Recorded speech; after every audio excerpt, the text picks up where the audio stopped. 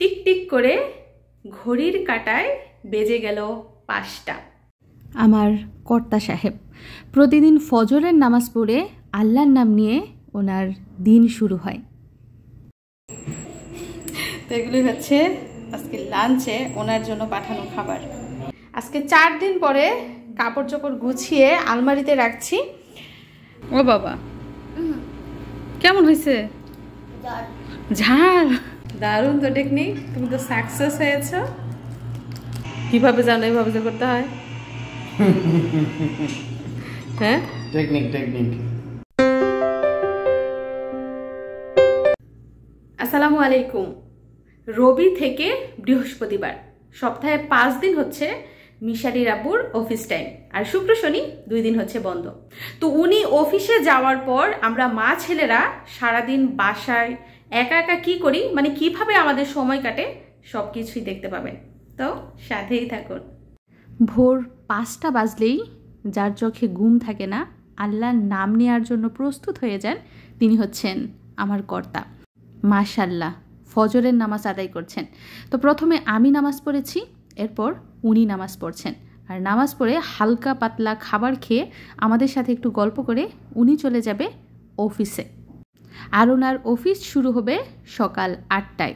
আজকে একটু কাজের চাপ থাকাতে আধা ঘন্টা আগেই যেতে হবে।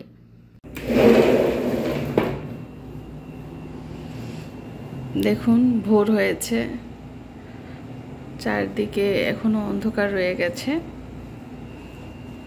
মানুষের আনাগোনা খুবই কম। শুধু যাদের ডিউটি 6টা 7টা থেকে তারা কিন্তু উঠেছে, 2-1 জন দেখা যাচ্ছে হাঁটছে। যতদূর চোখ যায় শুধু গাড়ি আর গাড়ি। এখনো সূর্য ওঠেনি, দেখেছেন? কিন্তু আকাশটা পূর্ব দিকে একটু একটু লাল হয়ে এসেছে। এদিক দিয়ে মিশারির আব্বু মিশারিকে ঘুম থেকে তুলে ওয়াশরুম থেকে এনে আবার পানি খাইয়ে বিছনায় শুইয়ে দিচ্ছেন। দেখেছেন বাবা হিসেবে কতটা দায়িত্ব পালন করে। তো উনি এখন হালকা নাস্তা খেয়ে অফিসের উদ্দেশ্যে বের হচ্ছেন। প্রায় 8-9 ঘন্টা চাকরি শেষে তারপর বিকেল 5:30টার দিকে বাসায় ফিরবেন।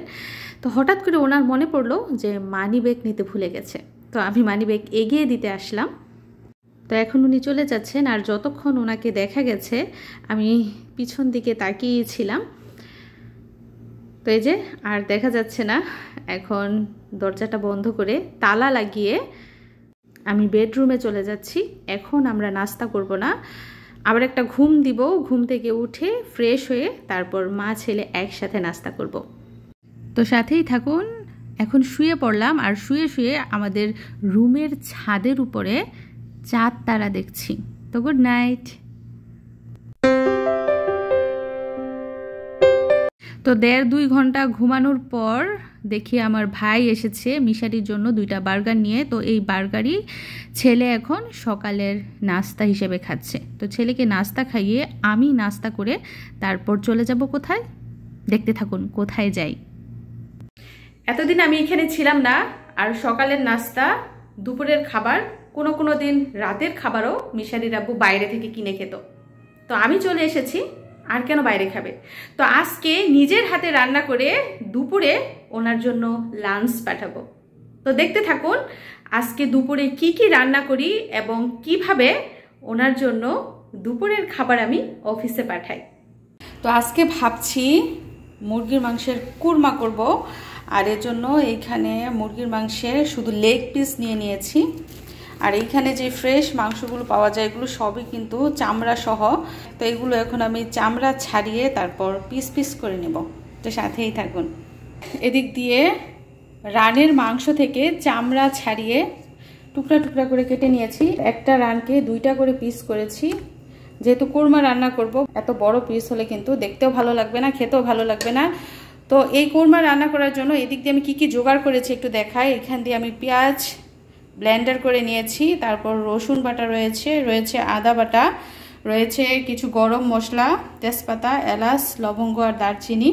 তারপর এদিকটায় গরুর দুধ রেডি করেছি, লেবু নিয়েছি, তারপর চিনিও নিয়েছি। এগুলো দিয়ে আমি দই বানাবো।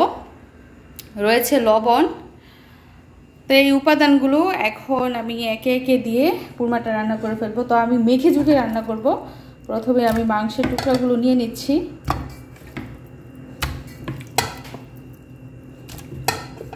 সদস্য সংখ্যা কম, তাই পিসের সংখ্যাও কম। যাই হোক, এখন আমি এর মধ্যে পেঁয়াজ বাটা দিয়ে দিচ্ছি।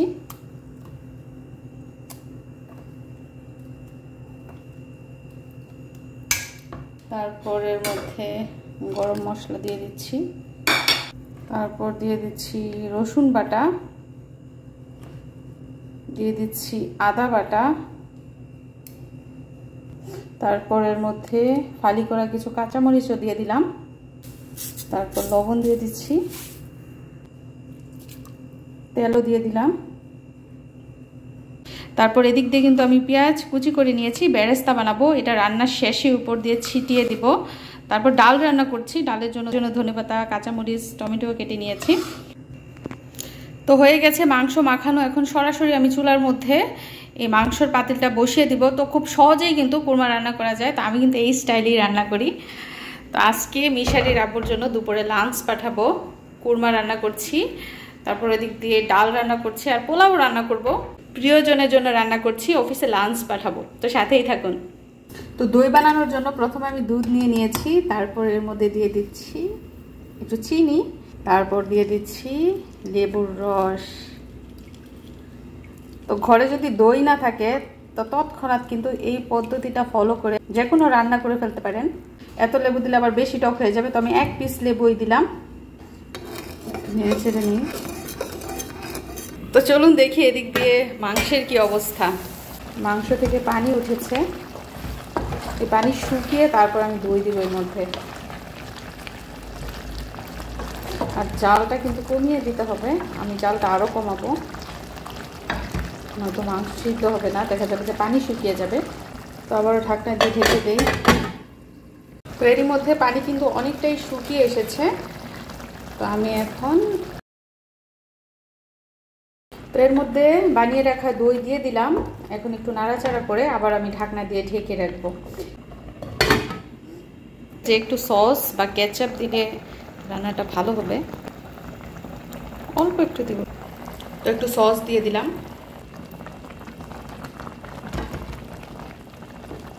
মুরগির মাংসের কোরমা রান্না কিন্তু একেবারেই শেষ। এখন সব শেষে আমি এর উপর দিয়ে কিছু বেরেস্তা ছিটিয়ে তারপর চুলা থেকে নামিয়ে নিচ্ছি। তো একটু লালচে রঙের হয়েছে সস দেয়াতে। তো ভালোই লাগছে দেখতে, কি বলেন? কেমন হলো আমার কুরমা রান্না? হয়ে গেল মজাদার এবং আকর্ষণীয় মুরগির মাংসের কুরমা। এই যে এদিক দিয়ে লাঞ্চ বক্স রেডি।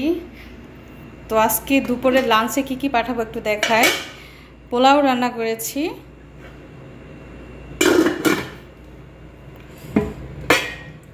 এদিক দিয়ে যে মুরগির মাংসের কোরমা রান্না করেছি। আপনাদেরকে একটু তুলে দেখাই এক পিস, দেখুন। তারপরে দিক দিয়ে ডাল রান্না করেছি। তো আজকে লাঞ্চে এগুলাই দিব। ও হ্যাঁ, সাথে কিন্তু সালাদও রয়েছে, শসা লেবুও দিয়ে দিব। তো একটু পরেই লাঞ্চ বক্সে ভরে দিব, যেহেতু এখন অনেক গরম, একটু ঠান্ডা হয়ে নেই। তো সাথেই থাকুন। তো লাঞ্চে এই যে 2 বাটি পোলাও দিয়েছি, সাথে একজন আছে উনিও খাবেন।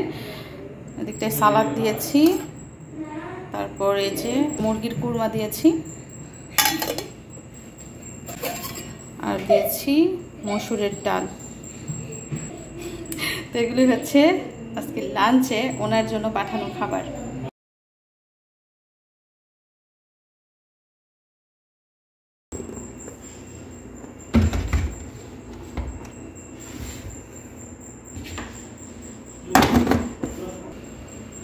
রেডি হয়ে গেল আজকে দুপুরের লাঞ্চ।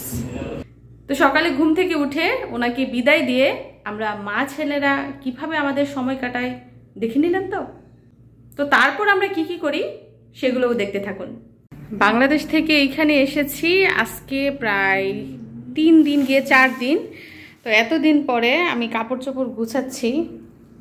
এই যে ব্যাগ ভর্তি কাপড় এখনো রয়ে গেছে, আস্তে আস্তে গুছিয়ে নিচ্ছি। এতদিন এত ঝামেলা ছিল, বাইরে ঘোরাঘুরি করেছি, তো কাপড় চোপড় গোছাতে আর ভালো লাগেনি। কারণ একবার গুছিয়ে এনেছি, আবার এখান থেকে বের করে তারপর গুছাতে হচ্ছে। তো অনেকগুলো কাপড়ই কিন্তু এনেছি, তারপরও মার্কেটে গেলে মন চায় যে এটা কিনি ওইটা কিনি। যাই হোক বন্ধুরা, সাথেই থাকুন। আজকে 4 দিন পরে কাপড় চোপড় গুছিয়ে আলমারিতে রাখছি। এই যে দেখুন, আবার কাপড় গোছানো হয়ে গেছে।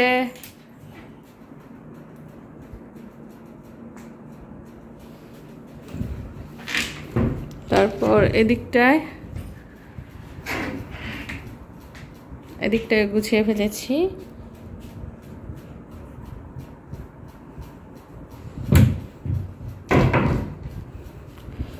তো এই ব্যাগটা এখন আলমারির উপরে রেখে দেবো। আরও 2টা ব্যাগ রয়েছে লাগেজ, ওইগুলো রাখতে হবে, তবে এগুলো ধুয়ে মুছে রাখবো। আর মিশারির কি অবস্থা? এখানে এসে কি তোমার ভালো লাগছে? অনেক ভালো। কাকে সবচেয়ে বেশি মিস করছো? দাদু আর নানুকে। তো মিশারি সারাদিন শুধু গড়াগড়ি, খেলাধুলা, মোবাইল, কার্টুন এগুলো নিয়েই ব্যস্ত থাকে। মাঝে মধ্যে একটু পড়ে, এভাবেই কিন্তু তার সময় যাচ্ছে। তো এখন আমরা মা ছেলে একাই বাড়িতে। মিশারির পানি 1 কার্টুন খাওয়া শেষ, এখন 1 কার্টুন খুললাম। এই পানিগুলো এখন ফ্রিজে রাখবো, হালকা ঠান্ডা করে তারপর খাওয়াই। বাবা ধরো।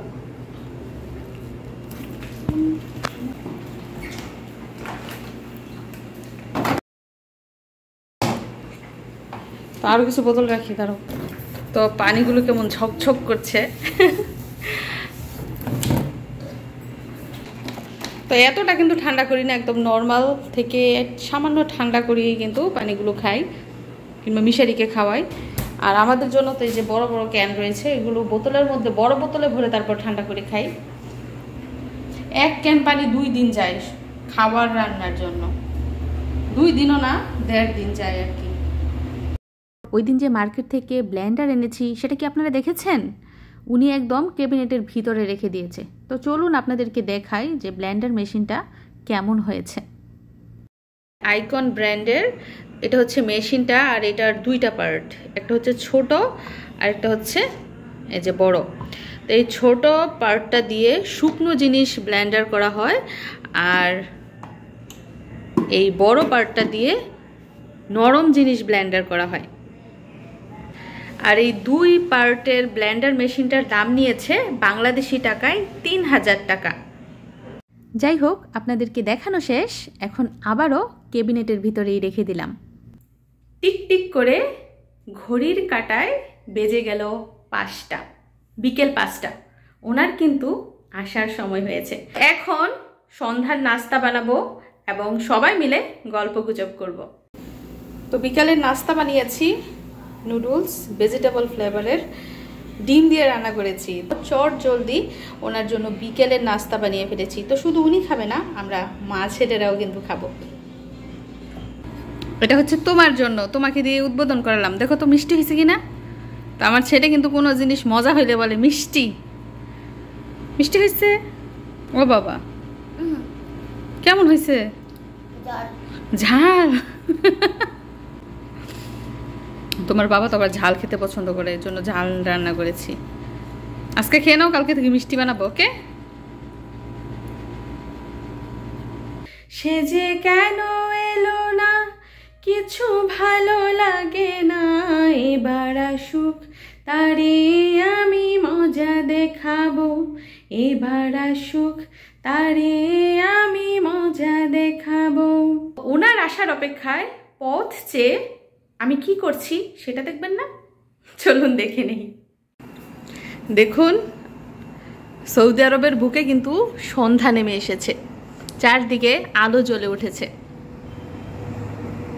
এই যে আর কিছুক্ষণের মধ্যেই কিন্তু চারদিকটা আরো আলোয় ঝলমল করবে। তো আমি অপেক্ষায় আছি কখন মিশারির আব্বু ঘরে ফিরবে। তার অফিস ছুটি হয় বিকেল 5টায়, এখন সময় হচ্ছে বিকেল 5টা 13, আর 2-3 মিনিটের ভিতরে কিন্তু সে বাড়ি ফিরবে। তো জানালা খুলে বসে আছি তার অপেক্ষায়। একাকিত্ব সময় কাটছে সারাটা দিন।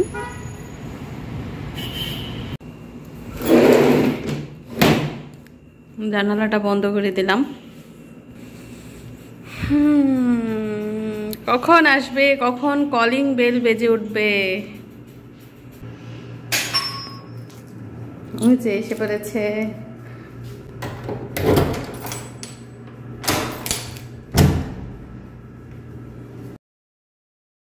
অপেক্ষার পালা শেষ, অবশেষে ওনার দেখা মিলল। তো বাসায় এসেছেন, এখনই কিন্তু মাগরিবের আজান দিয়ে দিবে। উনি ফ্রেশ হবে, অজু করবে, মাগরিবের নামাজ পড়বেন, তারপরে বিকেলের নাস্তা করবে। এরপর আমরা একসাথে সবাই বসে গল্প করব। মানে আমাদের গুল টেবিল বৈঠক চলবে। তো গুল টেবিলে কি কি হলো অবশ্যই কিন্তু দেখে যাবেন। তো মিশারির আপু ডালিম কাটছে, ওই যে ভিডিওতে দেখি পারে কিনা ওইরকম ভাবে। তো গতকালকে মার্কেট থেকে ডালিম নিয়ে এসেছিলাম, আমার পছন্দের একটি ফল। দেখি এর ভিতরটা কেমন লাল হয়েছে।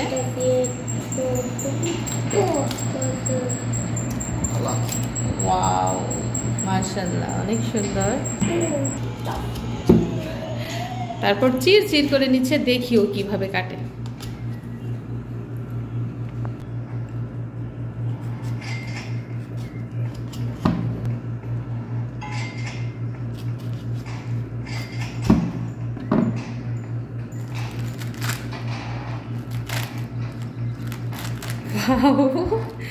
দারুণ তো টেকনিক, তুমি তো সাকসেস হয়েছ।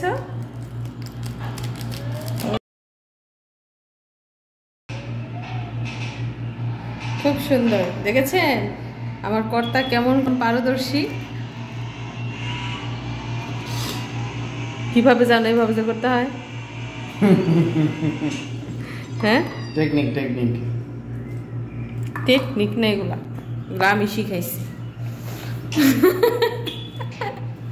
এগুলা কি সৌদি আরবের ডালিম না অন্য দেশ থেকে আসছে? সৌদি আরবের। ও আরেকটা জিনিস হচ্ছে, সৌদি আরবে কিন্তু অনেক ডালিম হয়। কোন দেশে জানি এটা? আল গাসিম। সৌদি আরবের গাসিম রাজ্যে কিন্তু ডালিমের অনেক বাগান রয়েছে। যেমনটা খেজুরের বাগান রয়েছে, ঠিক ওইরকম ডালিমেরও বাগান রয়েছে। জিজানো তো আছে মনে হয় সব জায়গায়।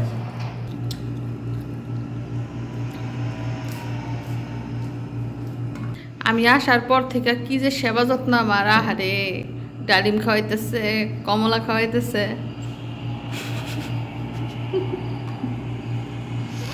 শুধু রান্না করে খাওয়াই নাই, আমি নিজে রান্না করে তারপর ওকে খাওয়াচ্ছি মজার মজার দেশি খাবার। আমাকে একটা থ্যাঙ্কসও দেয় না।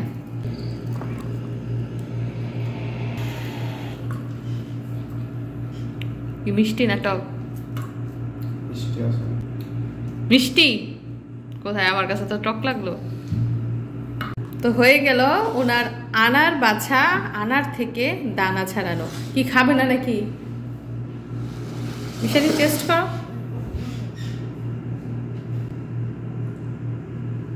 কি মিষ্টি? হালকা টক এরকম থাকি। এই যে নাও, তোমার জন্য আমি কত কষ্ট করে আনারগুলা চুলছি।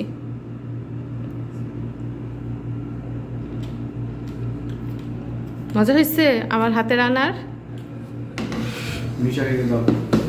মিশারি খাবে না, মিশারি এখন ভাত খেয়েছে। আমি আর তুমি খাবো। ওই যে আরেকজনের লবণ দিচ্ছে, এখন লবণ দিও না, পানি উঠবো।